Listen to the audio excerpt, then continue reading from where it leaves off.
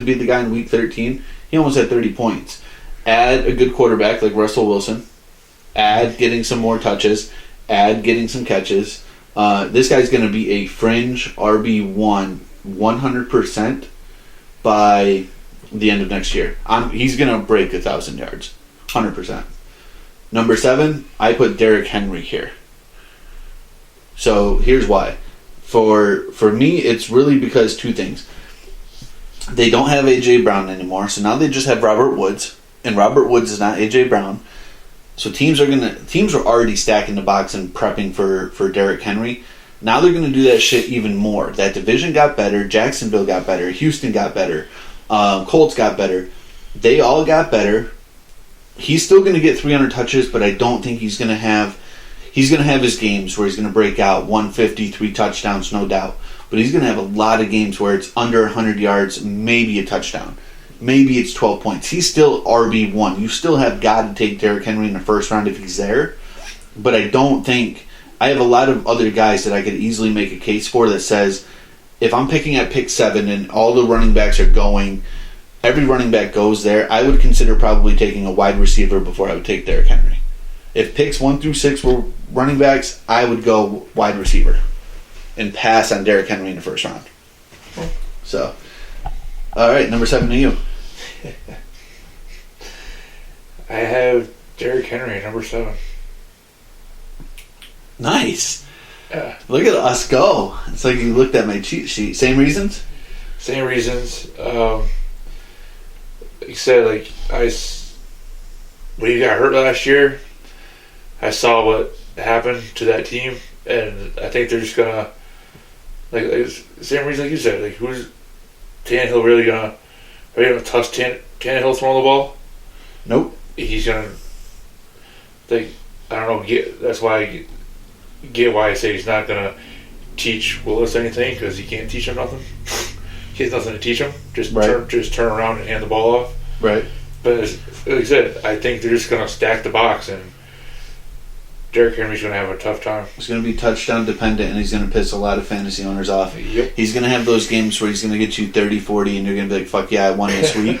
And then he's going to have games, man, I'm telling you, where he's going to get you 10 to 11 points, and you're going to be like, why the fuck did I spend a first-round pick between picks 4 through 7 on Derrick Henry? Mm-hmm. And it's going to frustrate a lot of fantasy owners. Number 6, I'm excited to tell you about my number 6, because we've already talked about him, but you tell me who you got at number 6. Aaron Jones. Let's go. I got Aaron Jones at number 6 too. Mainly because he's going to be the favorite target for Rodgers. Oh yeah. Aging Cobb, a rookie, a guy who's not even the best St. Brown in the league. It's his brother, and you got the wannabe Kittle and Robert Tonyan. Jones is going to set a high. He's going to get 60 to 70 targets this year in the passing game, easily. Yeah. Easily. So, man, I'm loving where we're going. So you had Derrick Henry at 7. I had Henry at 7. I have Aaron Jones at 6. You have Aaron Jones at 6. I can't wait for you to tell me who's number 5, because it's going to be different. It's going to surprise you. My top 5 is obviously the top 3 is top 3, but I have Dalvin Cook at number 5. Okay. Go ahead. It's nothing wrong with Dalvin Cook. It's just I like the other 4 better than Cook. Yep. As a Florida State guy, I love the Florida State guys. Even if they suck, but I think with Cousins still being there, he's gonna hand off the ball a lot. But you have Justin Jefferson, you have Thielen, you have. But there's good chemistry between the two, to where he's still going to be a really good factor. Like if you held a gun to my head and said, take Dalvin Cook at number 2 or number 3 or whatever, I don't think you could go wrong. No, it's just I like 4 running backs better than Dalvin Cook. Right. Just the order that I have them in might not agree with you, but that's how I feel about it. So. Yeah, so 5 was a tricky spot for me. Don't get me wrong; our top 5 are probably the same. They're probably just in different. I could tell unless you have a real curveball in your I do have a curveball, and I didn't mention this, but when you mentioned Dalvin Cook, I wanted to throw this curveball in there. I did not rank him in my top 10. And here's why. Very rarely can running backs of his age maintain years without going injured. Like, it's very low. Like, it's under 50% chance that he's going to survive all 17 games. They have Alexander Madison in the running there as well. He's still going to be someone that performs. I worry about the durability of Dalvin Cook. So he was my spotlight. If you could tell me today he's going to play all 17 games, Dalvin Cook would be at number 3 for me, hands down. But I ranked him on not playing 17 games. I think he's going to probably miss 3 to 4 games this year, which means I did not rank him in my top 10. He's my number 11. I was going to cover that at the end, but because you brought up his name, I was like, here we go. Number 5 for me was Austin Eckler. Again, year older, never been able to string healthy seasons along, but he was the number 2 back last year. I do think he'll fade off of that 345 fantasy points from last year, but listen, again, it's a high-powered offense, and again, as I mentioned before, this is a team that they're going to be up big, in my opinion, because that defense is so strong. When they're up big, they're going to have to start handing the ball off to Eckler in the 3rd and 4th, which is going to give him, because right now he's just super catch-pass dependent. Like, he's getting 5-6 targets a game. Add in some running with him, and get him in the end zone a few more times. So I really like him at the top 5. I think he's a great top 5 pick. I don't think you can go wrong. Health is going to be his biggest factor, but I'm going to say that he plays a healthier season rather than Dalvin Cook. So, number 4, I picked Tom Brady's favorite check down target and Mr. Leonard Fournette. You lose Rojo. Wow. Yeah, I know. I knew I was going to surprise people. You lose Ronald Jones. You draft a rookie. They have Keyshawn Vaughn, but he hasn't really impacted anything. I'm interested to see how he does this year, though. I think he's a special teamer at best. You still have Gio.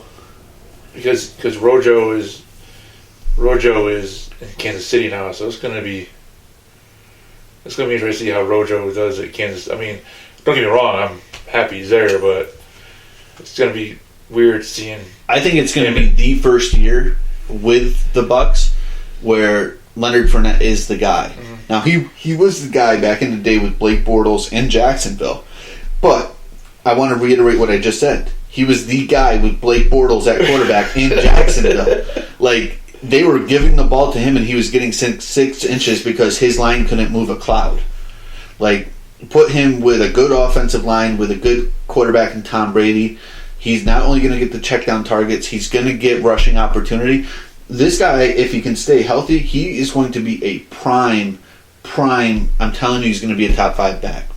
So here's your 4th? He's number 4 for me. Who's number 4 for you? Nick Chubb. Damn.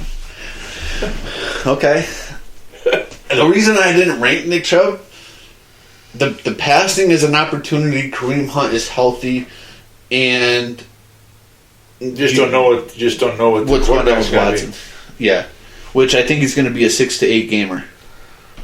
And he had a good year last year, and if he does get 6 to 8 games and Mayfield's there, I don't trust Mayfield throwing the ball. Chubb's still going to have production for sure.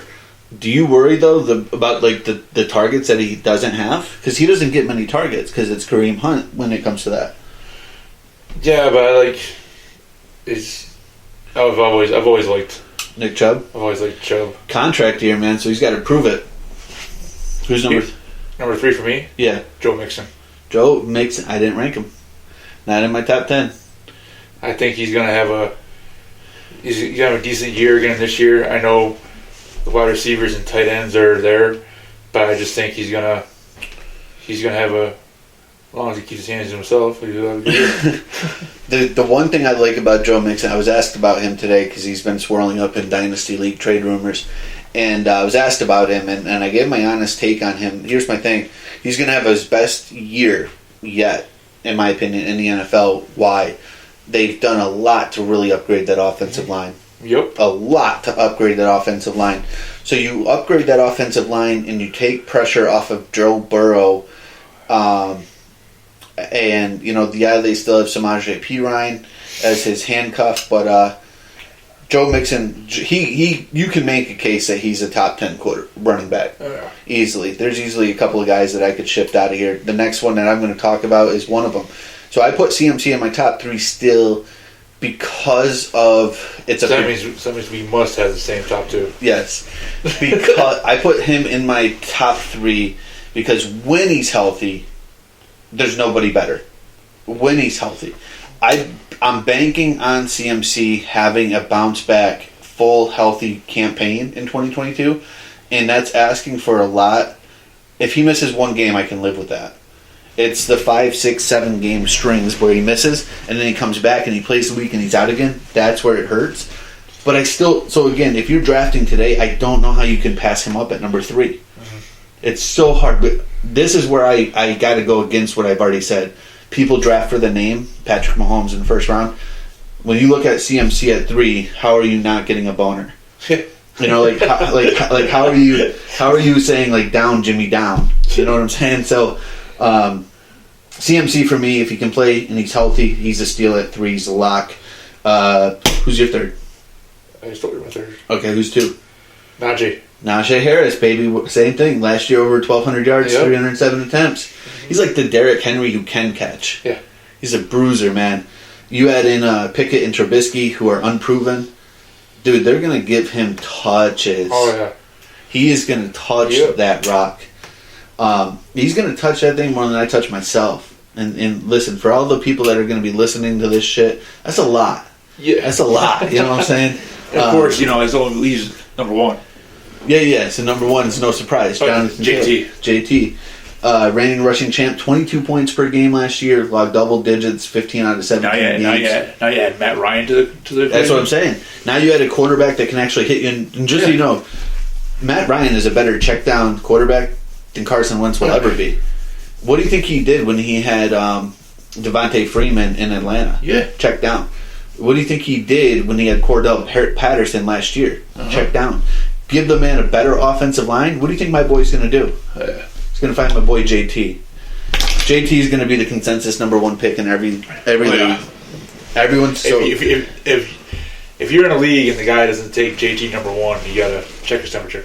Yeah, if there's a league out there where JT falls to 3 or 2, we need to drug test your commissioner, hands down. Like we need to give him a urine sample. But that is it. That is going to wrap it up for this show of Sports Chatter Podcast. In case you haven't caught it up, just so you know, we're saying Jonathan Taylor is going to be the clear-cut number 1, and we're saying Josh Allen is going to be your clear-cut number 1. So if you can somehow pull off a miracle and get both of them, you're going to be in pretty good shape for the 2022 fantasy campaign. So any bold predictions before next week? Next week we will cover... So next week you're not going to be here Tuesday, right? I'll be here Tuesday. I won't be here Friday. Right on. Next week we will cover wide receivers, tight ends Okay. for that show. And any bold predictions? I wanted to say I think we'll have a. I think it's a Tuesday. I think the Celtics and Heat would be 2-2. Okay, my bold take was also going to be on the Celtics, and I was going to say, my bold take, Celtics will be up 3-1. Book it, baby. Book it from your boy, Mr. C, the Guru. All right, that's going to wrap it up. Love you lots. Love, peace, and chicken grease. Have a safe weekend. We gone. Oh, man, we finished right at...